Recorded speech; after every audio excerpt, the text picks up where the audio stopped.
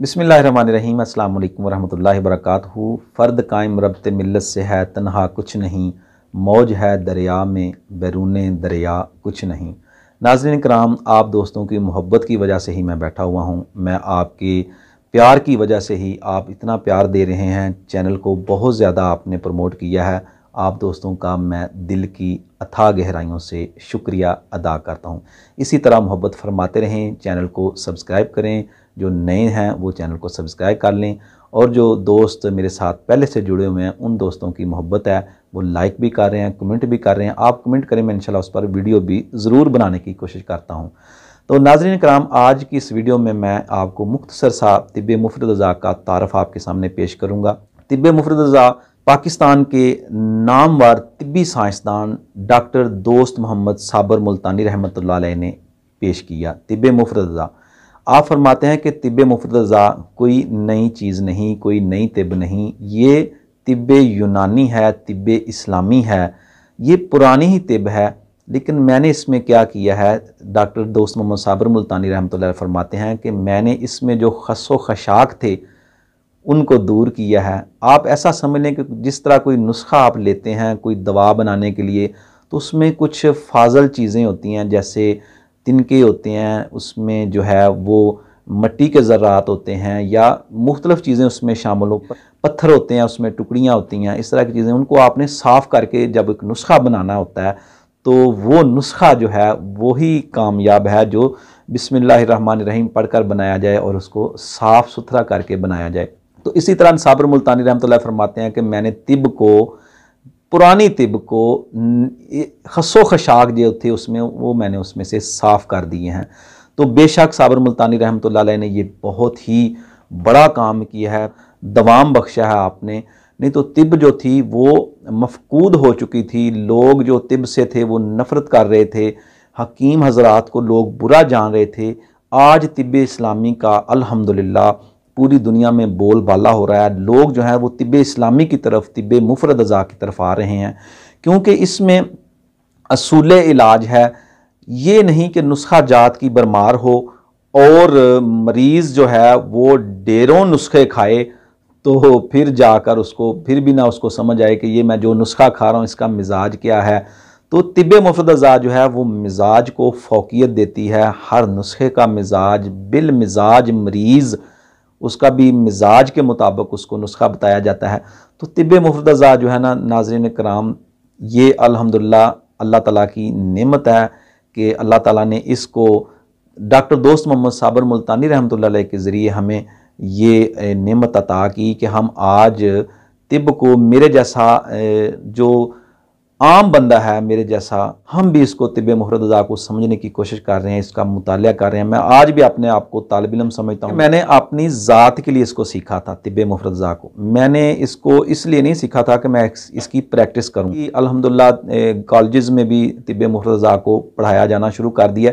देखिए नाज़रीन कराम, कोई भी इल्म हो उसको समझना चाहिए, उसको उसकी बिला वजह जो है उसके ख़िलाफ़ नहीं जाना चाहिए। कोई भी इंसान कामिल नहीं होता। डॉक्टर दोस्त मोहम्मद साबर मुल्तानी रहमतुल्लाह अलैह ने भी इसको पेश किया, अब उन्होंने आपके लिए दरवाज़े खोल दिए हैं। मेरी ऐसे तमाम हुक्मा इकराम, डॉक्टर हज़रात, होम्योपैथ, एलोपैथ या किसी तरह का भी जो तरीका इलाज दुनिया में है, जो लोग इस्तेमाल कर रहे हैं, जो कर रहे हैं, अपना प्रैक्टिस कर रहे हैं, तो मेरी उनको दावत है कि तिब मुफरद अज़ा भी एक ऐसा ही अच्छा इल्म है, इसकी बहुत ही ज़्यादा रिज़ल्ट अच्छे हैं। तो इसको सीखें, इसको समझें, बिला वजह किसी भी इल्म की मुखालफत नहीं करनी चाहिए। जो राइजुल वक़्त इल्म है या तिब के मुतल्लक, उनको ज़रूर सीखना चाहिए, ना कि उनकी बिला वजह मुखालफत करनी चाहिए।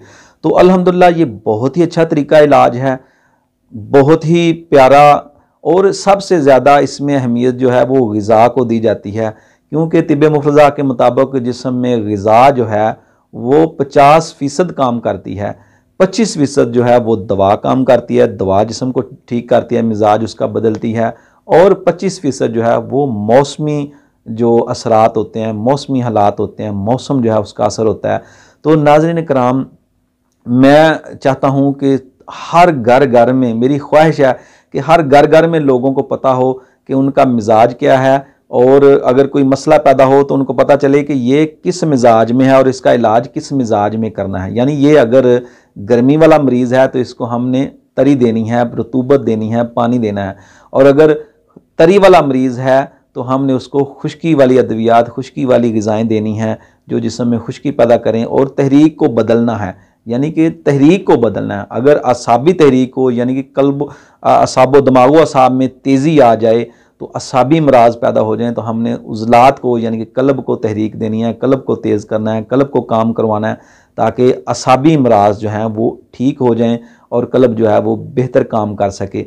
अच्छा, इसमें नाज़रीन कराम तिब्बे मुफरद अज़ा में यहाँ तहरीक होगी, उससे पिछले उज़व में तहलील होगी, और उससे पिछले उज़व में तस्कीन होगी। इस तरह आप समझ लें कि जैसे हम कह रहे हैं कि असाबी तहरीक यानी तरी वाला मर्ज़, तरी वाला मिजाज, तो असाबी तहरीक की वजह से अगर जिस्म में अलामतें पैदा होंगी तो दिमागो असाब में तेज़ी होगी, तो हम कहेंगे दिमागो असाब में तहरीक है। और इससे पिछला उज़व यानी कि जिगर, लीवर जो है वहाँ तहलील है, और उससे पिछला या जो है दिमागो असाब से आगे वाले उज़व में तस्कीन है। तो हम तस्कीन वाले उज़व को तहरीक देंगे तो असाबी इमराज ठीक हो जाएंगे। यानी कि असाबी तहरीक है तो उज़लात को तहरीक देंगे, कल्ब को तहरीक देंगे, कल्ब को काम करवाएंगे, तो अल्हम्दुलिल्लाह असाबी अलामा ठीक हो जाएंगी। तो वो कैसे होंगी?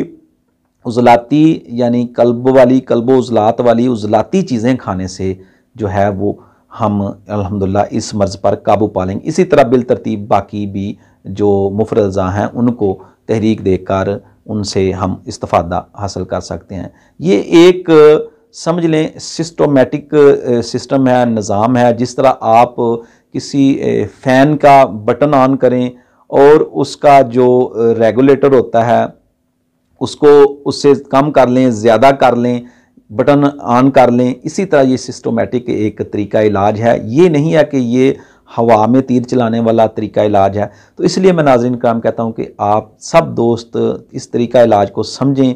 जो मुझे बहुत ज़्यादा कमेंट करते हैं, सवाल करते हैं, कॉल करते हैं, व्हाट्सएप पर वॉइस मैसेज करते हैं, ऐसे दोस्तों से गुजारिश है कि वो इसको सीखने के लिए मेरी वीडियो का जो है ना वो रेगुलर बन जाएँ, मेरी वीडियो को रेगुलर वॉच करें। इंशाल्लाह मैं हर वीडियो में मेरी कोशिश होती है कोई ना कोई नुक्ता ऐसा आपको कुलिया बता दिया जाए जो आप आसानी से तिब्बे मुफरद अज़ा को समझ सकें।